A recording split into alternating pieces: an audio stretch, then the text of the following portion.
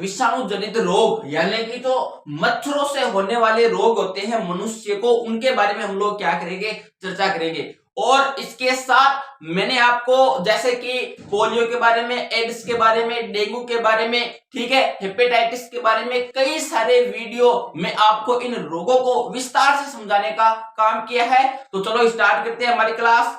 देखो हम लोग चर्चा करेंगे कि जो हमारे पास में मच्छर होते हैं जब वो इंसान को काट लेते हैं तो कई घातक बीमारियां होती है, तो उन सब पर हम लोग क्या करेंगे, चर्चा करेंगे। तो सबसे पहले हम लोग चर्चा करेंगे कि जो मादा एनाफिलीज होती है इसके काटने से कौन सा रोग होता है मनुष्य को, तो वो हमारे पास में होता है मलेरिया रोग। तो मादा एनाफिलीज क्या करती है, आपने देखा होगा शहरों में जो नालियां होती है तो उसके ऊपर क्या होती है, एक व्हाइट परत जमी होती है, उस व्हाइट परत को हम लोग बोलते हैं प्रोटोजोआ। तो मादा एनाफिलीज क्या करती है, उस परत पे जाके बैठती है, उसको खाती है और फिर आकर मनुष्य को कहीं पर क्या कर लेती है, काट लेती है। तो उस व्यक्ति को क्या हो जाता है, मलेरिया हो जाता है। कहने का मतलब ये है कि मनुष्य को मलेरिया किसके काटने से होता है, तो मादा एनाफिलीज के काटने से होता है। उसके बाद में जो हमारे पास में नेक्स्ट होता है वो होता है मादा एडिस। तो इस मादा एडिस को हम लोग टाइगर भी बोलते हैं। क्या बोलते हैं,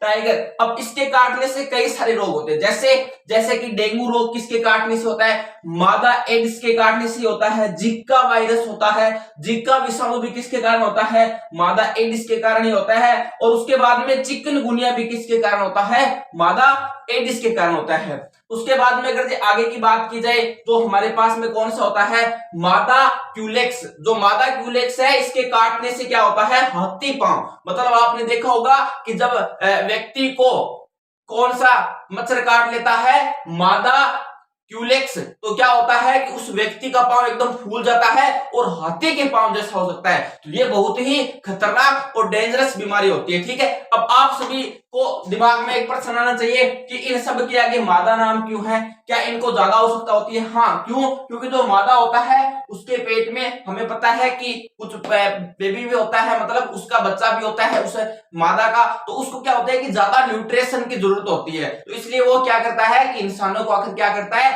काटता है, जिससे उसको क्या मिलते हैं, खून से न्यूट्रिशन मिलते हैं। तो मेरे हिसाब से आपको पूरी बात समझ में कि मादा ही इंसान को क्यों काटते हैं और इनसे कौन सी बीमारी होती है। तो आज मैंने आपको बताया कि इन 3 मच्छर के काटने से इंसान को बहुत ही घातक रोग होता है। धन्यवाद।